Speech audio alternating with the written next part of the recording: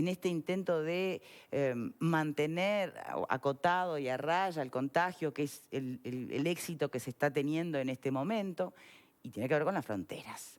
Los protocolos de frontera, que en algunos casos parecen bien lógicos y bien contundentes, y en otros están librados a la responsabilidad, no, a la libertad responsable, que siempre es algo, entre comillas, y delicado. Mirá.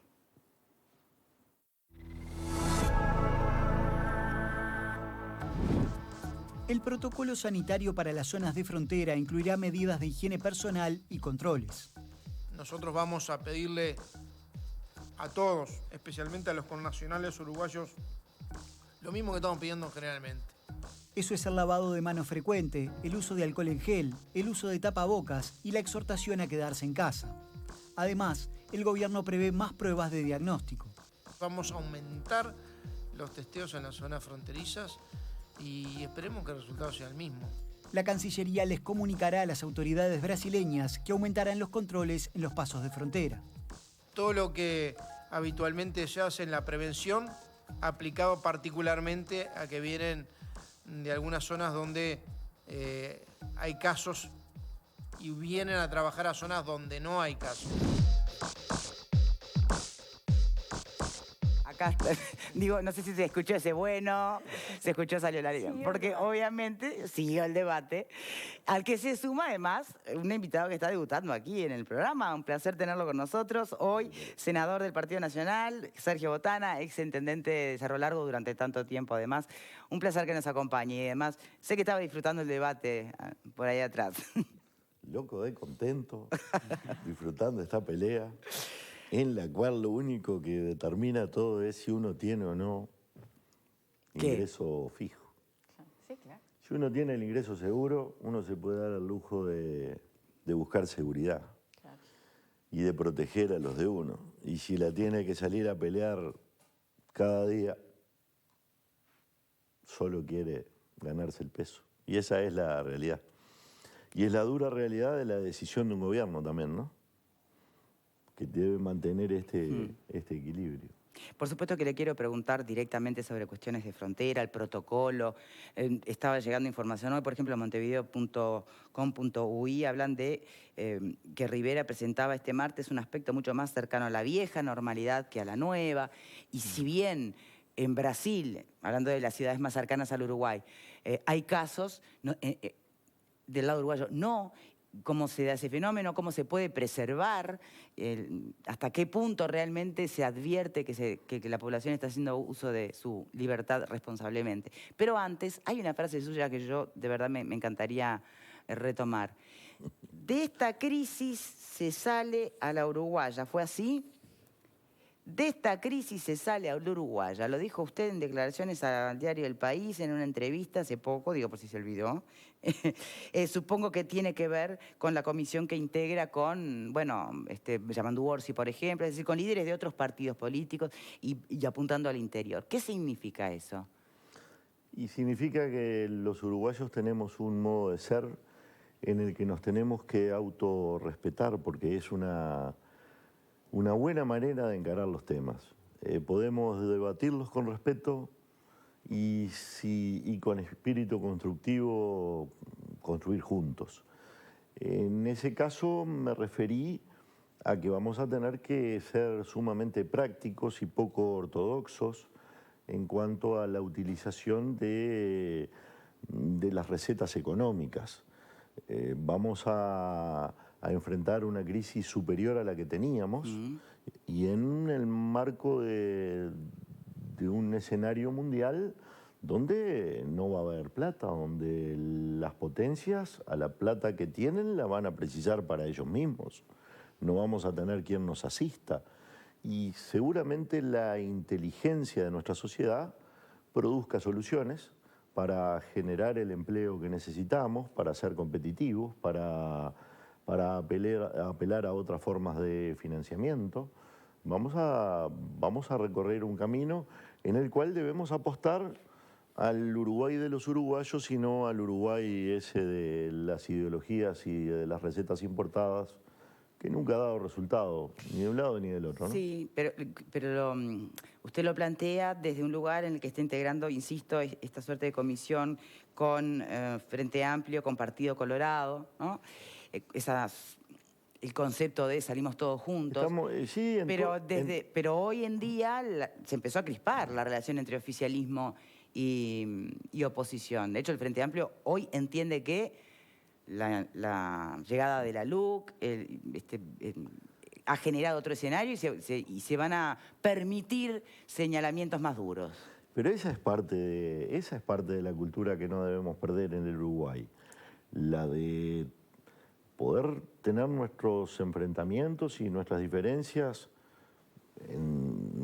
tratadas con respeto y con espíritu constructivo, pero reflejando nuestras diferentes posiciones ideológicas, y por el otro lado, todos juntos frente a la emergencia sanitaria.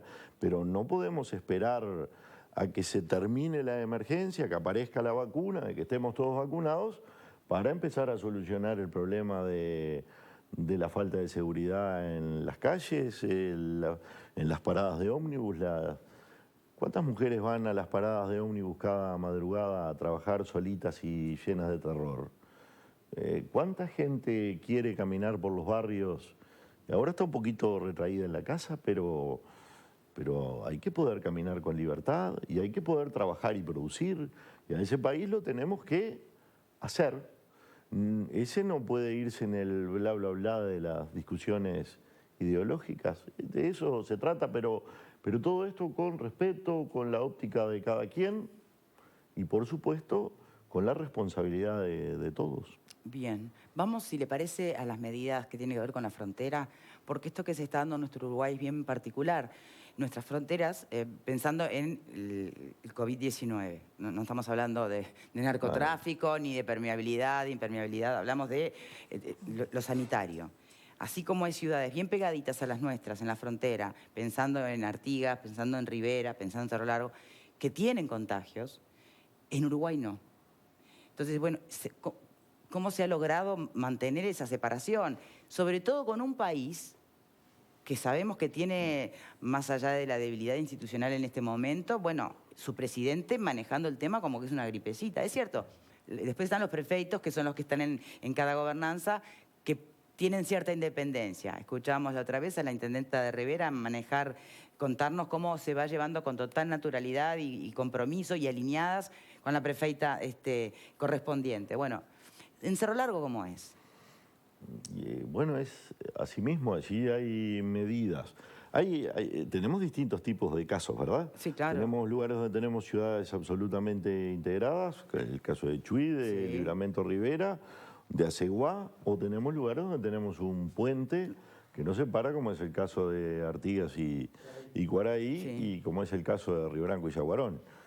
En todos los casos tenemos controles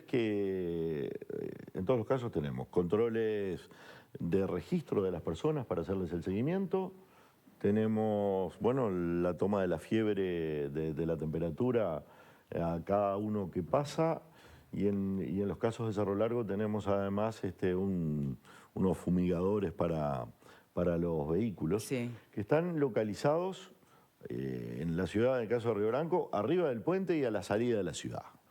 La fiebre también se toma, o la temperatura se toma arriba del puente y a la salida de la ciudad, y el registro también se hace en los dos lugares. Y en el caso de Aceguá tenemos todas estas medidas también, ya un poquito donde estaba la aduana vieja de Aceguá, pero a su vez existe esa coordinación con los prefeitos del lado de Brasil, donde afuera de cada una de las ciudades de ellas también tenemos control sanitario, así como con las nuestras. Ha habido un esfuerzo realmente encomiable de parte de las autoridades locales, de las autoridades departamentales, de las autoridades de la salud, de las autoridades militares, de todos. Hay un esfuerzo importante por además racionalizar algunas cosas, porque además la gente tiene que seguir comiendo, ¿no? Exacto. Ahora, usted bien planteaba que hay realidades muy diferentes. Una cosa es Cerro Largo, otra cosa son departamentos con ciudades de ida y Sí, vuelta, ¿no? nosotros tenemos los dos casos. En Cerro Largo tenemos de los dos.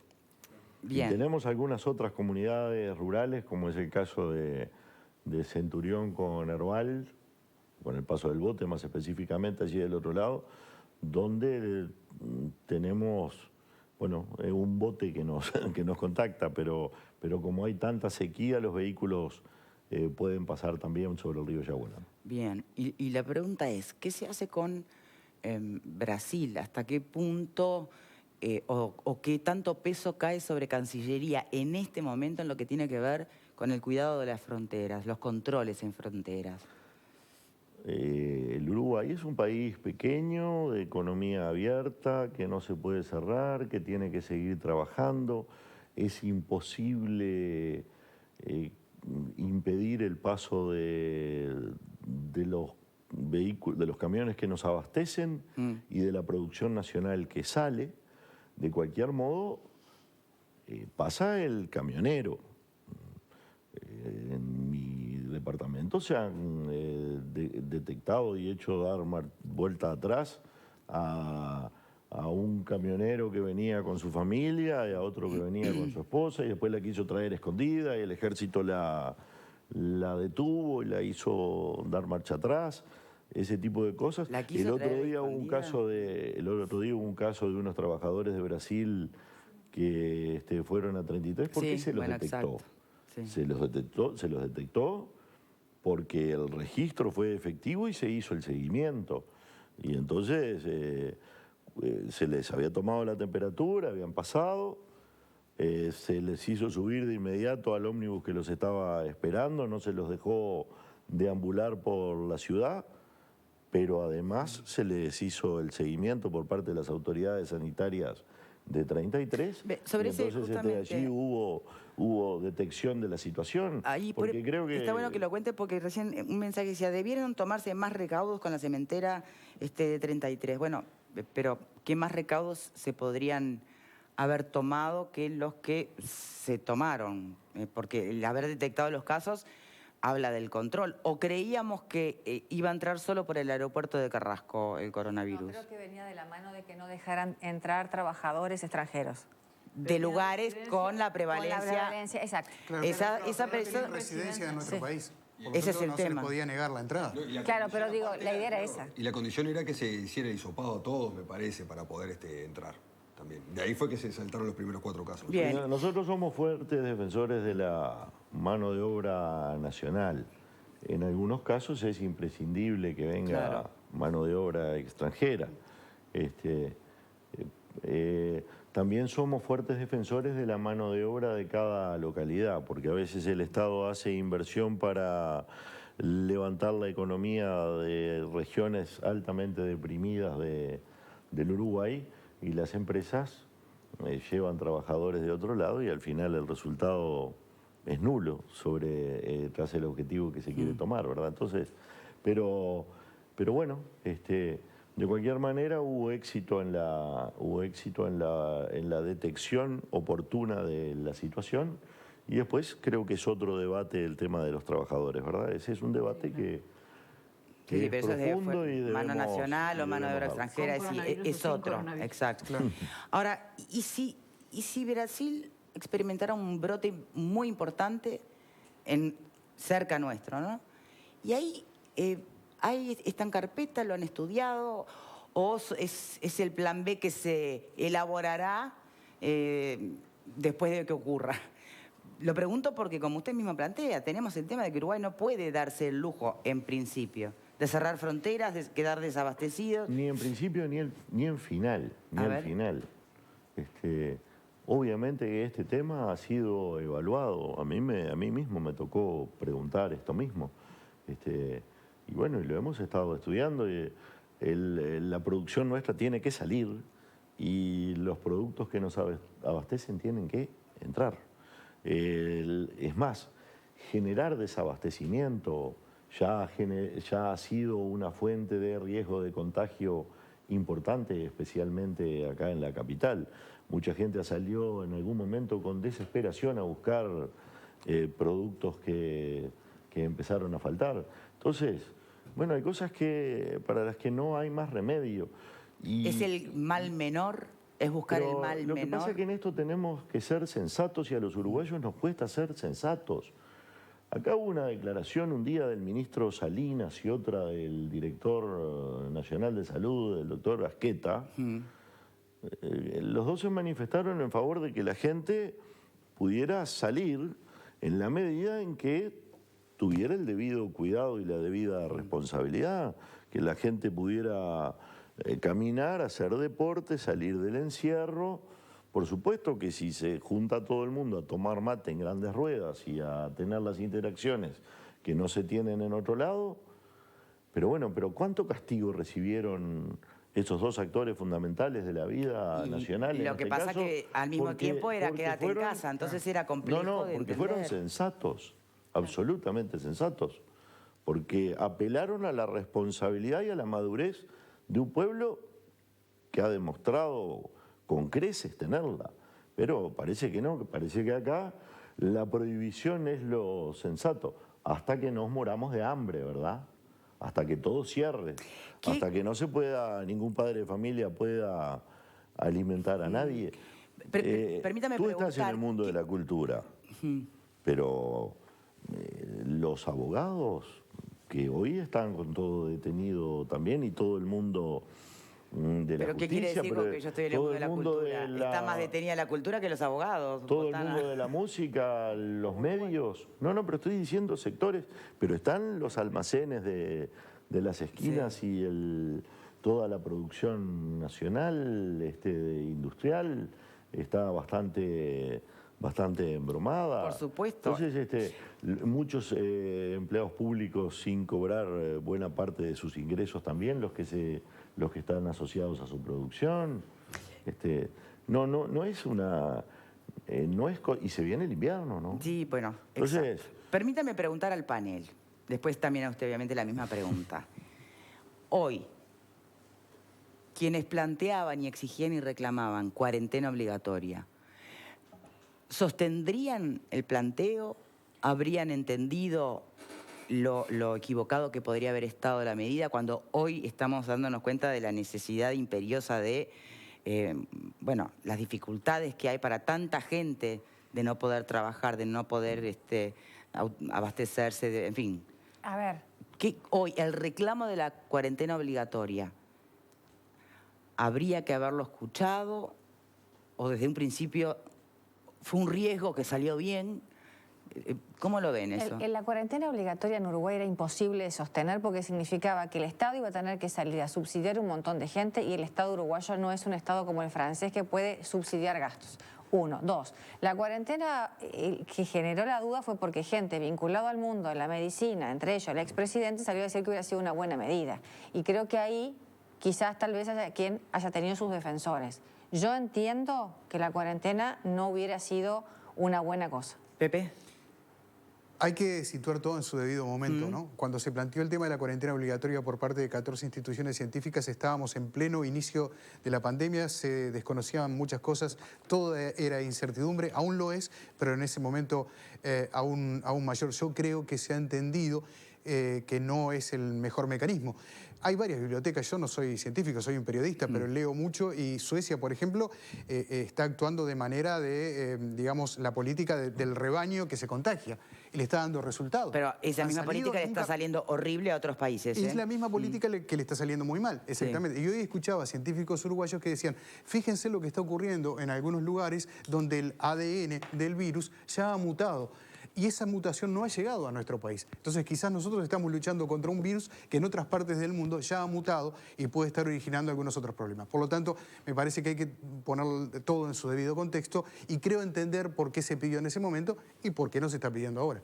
Bien, Vero. Sí, creo que en su momento, por ejemplo, recordemos que esas voces se escuchaban antes de lo que fue Semana de Turismo, ¿no? Que generaba mucha duda respecto a la llegó movilidad. a haber un cacerolazo, ¿se acuerdan en ese pedido? Exacto, respecto a la movilidad y demás. Creo que en líneas generales el país, Uruguay, se comportó como si estuviéramos de cuarentena obligatoria. Más allá de que aquí una y otra vez hemos hablado de algunas excepciones y de algunas cosas, yo creo que hubo algunos días donde realmente el movimiento fue muy poco y eso permitió bueno, que el contagio de esa primera hora no fuera tan masivo. Bien. Y permitió este juego de abrir las canillas, ¿no? Que todavía no está definido, pero que estamos, bueno, en el ensayo y en el error, mirando todos los días las cifras y cómo esas cifras evolucionan cada vez que se va abriendo a nuevas posibilidades. Un grifo nuevo, ¿no? Sí, sí, exacto. Pablo. Estaban equivocados. Estaban lisa y llanamente equivocados. Los hechos han demostrado que la cuarentena obligatoria no era necesaria. A la vista están los resultados que tenemos de contagio y demás. Sí, lógicamente, el gobierno previéndolo tomó determinadas medidas de aislamiento rápidas y oportunas que evitó, entre otras cosas, tener que llegar a la cuarentena obligatoria, que por otro lado no se hubiese cumplido. Porque una cuarentena obligatoria es imposible de poder cumplir. Después hay como pasa en Argentina, que tienen 25.000 excepciones, etcétera, etcétera. Pero si sacamos una conclusión hoy, es que aquellas voces que reclamaban la cuarentena obligatoria estaban equivocadas. Bien, ¿cómo lo siente usted, senador? Y que por algo se callaron la boca, porque era lo más insensato del mundo, como es insensato pedir la pensión universal y el sueldo universal para todos, que costaría en el orden de los 500 millones de dólares la medida.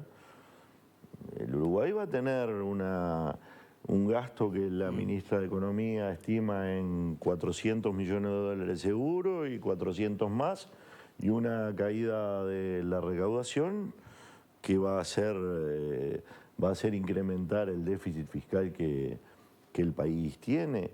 Y el déficit fiscal hay que medir lo que es, porque estamos hablando de que ha quedado en el Uruguay un déficit fiscal del orden de los 2.800 millones de dólares anuales. ¿Qué es 2.800 millones de dólares anuales? Una hectárea de campo vale, hectárea media de campo vale 2.800 dólares. O sea que 2.800 millones de dólares es 1 millón de hectáreas por año. Es la superficie de un departamento en el Uruguay. La media de los departamentos no alcanza el millón de hectáreas. De todas como maneras, si perdiéramos la tierra de un departamento cada año. Bien, pero eso es de lo que parece poco, pero además ahora le queremos agregar 500 más así a la ligera. El buen padre de familia, ¿qué es lo que hace? Y va cuidando los recursos que tiene, piensa en alimentar la familia hoy y en poder volver a alimentarla mañana. Sí. De todas maneras, no es una renta básica universal lo que algunas voces están pidiendo, sino una renta temporal para algunos sectores. Sí, no es lo mismo, ¿no? Que cuesta 500 millones de dólares. Si usted la da durante 4 meses. Digo, ese es el costo. Podemos discutir si le van a quitar algunas cosas, porque parece que ahora, el día que dijimos en el Parlamento que eran 500 millones de dólares, la querían hacer de 300, porque entonces ya no eran 4 meses, sino que eran 2 o 3 y ya no le daban a todos, sino que al que le daban algo ya le quitaban otro poco. Pero son la sensatez, que es lo que ha hecho el gobierno. Mirá, y estamos todos los días pensando en cosas. Yo ahora voy a comunicarme ahora en estas horas con Antel para asegurarnos de ponerle a los niños que cobran la asignación familiar, pedirles que den un teléfono para ponerles en ese teléfono un paquetito para el acceso a Internet, porque también el plan Ceibal es absolutamente desigual. Se conectan los niños más pudientes y los más pobres no se conectan porque están en zonas donde a veces no llega la señal o porque no tienen con qué. A pesar de que el esfuerzo de los maestros en esos casos, hay que ver lo que están haciendo los maestros en las áreas rurales y en las áreas pobres de este país, el trabajo que están haciendo, contactándose con cada uno de sus alumnos para ver si los mantienen integrados, si los pueden seguir educando. Pero claro, a veces con gente que se ha quedado sin la señal porque no tiene ingresos, o a veces porque la señal no llega, porque el cuentito de Antel es precioso, pero pero mucha arena y poca señal, como dicen los carnavaleros de Melo. Llega poquito, no llega... la señal no es buena en todos lados, no es verdad eso. La ceibalita a muchos niños de este país se les ha transformado en una maquinita de fotos sofisticada y nada más. Eso es bueno que se sepa también en el Uruguay. No nos gusta hacer este contradiscurso contra nuestra empresa pública de las telecomunicaciones, y más cuando le parece que le sobrara la plata que puede invertir en otras cosas y no en esto, pero esa es la realidad. Los puedo invitar, bueno, los puedo invitar a mi casa en Melo, más fácil, a la casa donde yo vivo, en el barrio mío no hay señal continua. Y no estoy hablando ya de todas las zonas rurales a las cuales los puedo invitar con estas circunstancias. Bien. Acá nomás, Canelones. Pero... Y adentro de Montevideo también. Bien, por supuesto. Me gustaría abrir el panel. Sí, a mí me gustaría consultarle cuáles serían los otros mecanismos de ayuda, ¿no? Porque sabemos que el MIDES está haciendo esfuerzos para llegar a determinada población, pero también una canasta de 1.200 pesos a veces resulta insuficiente para poder paliar una situación de una familia que, como usted dice, vive el día a día y todavía no están dadas las circunstancias para que esas personas salgan a hacer su actividad, o si salen a hacer su actividad, muchas veces no tienen la remuneración suficiente porque toda la economía está resentida, ¿no? Es absolutamente insuficiente esa ayuda ahora como lo era antes. Obviamente se ha multiplicado la ayuda desde los comedores en todos los departamentos, la ayuda desde los comedores escolares, esta otra medida dirigida a todos los pequeños empresarios, esa de la renta por unos meses de los 6.779 pesos, pero indudablemente que todo eso es insuficiente. Claro que lo es. Lo que tenemos es que irnos revolviendo. Y en el Uruguay, lamentablemente, tenemos un Estado del que se habla mucho de sus reservas, pero en la caja del Estado habían 1.500 millones de dólares para todo el Estado. Cuando se llegó, las reservas de las que tanto hablamos, si uno las netea, no superan los 5.000 millones de dólares. Entonces, la circunstancia del país no permite mucho más que esto. Obviamente ha habido una tributación especial de algunos sectores, podría haberla de otros, hay medidas de este tipo como las que estamos proponiendo para mejorar esas desigualdades y el acceso de algunos niños para que no se pierda el tiempo, y vendrán otras medidas que son estudiadas permanentemente, todas insuficientes en un país que igual lo está dando todo. Esa es la realidad, yo no soy de la idea de que el gobierno se pueda envanecer de lo que da, porque realmente siempre es poco y siempre... Bien, y ahí justamente es donde entran algunas voces que lo que plantean es que sí se podría dar un poco más. Y casi todos remiten a la posibilidad que tiene crediticia el país, ¿no? De financiamiento con organismos internacionales. El país debe espere, millones de dólares, déjeme ¿no? terminar la pregunta. Y justamente eso se vincula, justamente a qué pasa con nuestro déficit fiscal. Pero también es cierto que hoy por hoy, y ante la situación, sobre todo regional, de los países emergentes y sus deudas, eso de estar o no en la lista de seguro para inversores, ¿no? Si nos bajan de allí o no, también lo van a modificar, porque si es con ese criterio y se mantiene por parte de las calificadoras de riesgo el mismo termómetro, se baja medio mundo del puesto o el ranking en el que estuvieran presentándose antes. Por lo tanto, ¿es hoy el tema de tenerle tanto miedo al déficit? ¿Se puede dejar para más adelante y atender un poquito más las urgencias más inmediatas? En el Uruguay pagamos 1.000 y pico de millones de dólares de servicio de deuda. Si nos endeudamos más tendremos que pagar en el futuro. No es una cuestión tan a la ligera la de endeudarnos así nomás, por supuesto que va a haber que endeudarse más, por supuesto que el déficit va a aumentar, pero hay que cuidar de nuestros escasos pesitos. Sí, podría el Estado haber salido en una política absolutamente dadivosa que le hubiera generado la mejor propaganda al presidente de la República, al nuevo gobierno, a los que llegan. Bueno, acá hay la generosidad que no tuvieron otros. Pero todos sabemos cuál es la situación del país. ¿Después qué? La pregunta es el después qué, porque la pregunta es además, ¿en qué estamos? ¿Por qué perdió el Frente Amplio la elección? ¿Por qué hubo cambio de signo político? Porque más allá de que las estadísticas todavía no lo dijeran, la gente percibió en su casa la situación económica colera. Es la economía la que cambia el ánimo de la gente, el ánimo político de la gente. Es la economía la que dice esto no da resultado y esto da más resultado. Porque si uno escucha a los políticos, bueno, son todos convincentes en sus propuestas. Lo que manda es la economía de cada uno. Y a esa la percibió cada uno. Y otras son las de tu casa, ¿no? Y a esa la percibió cada uno en su casa. Cuando se fue quedando sin empleo, cuando se quedó sin la posibilidad de tener un pesito para otras cosas. Y si yo además le voy a sobrecargar más el lomo, porque algún día tengo que pagar. Lamentablemente esto nadie me lo va a regalar.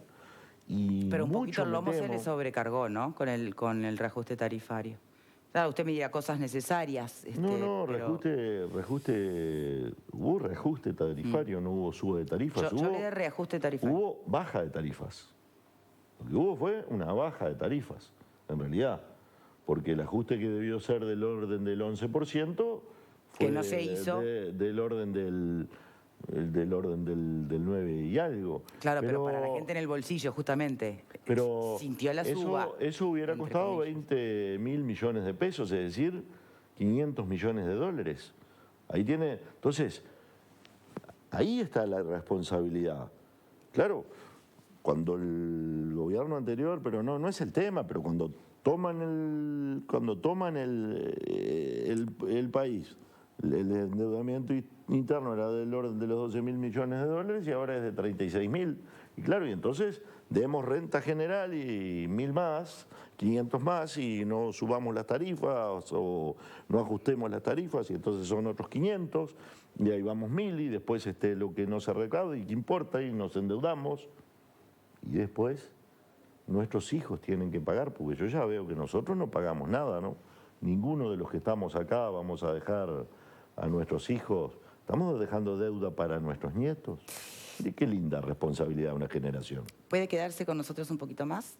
Yo encantado. Así podemos terminar esto, porque creo que está buena la intervención de panelistas. Pausa y ya volvemos.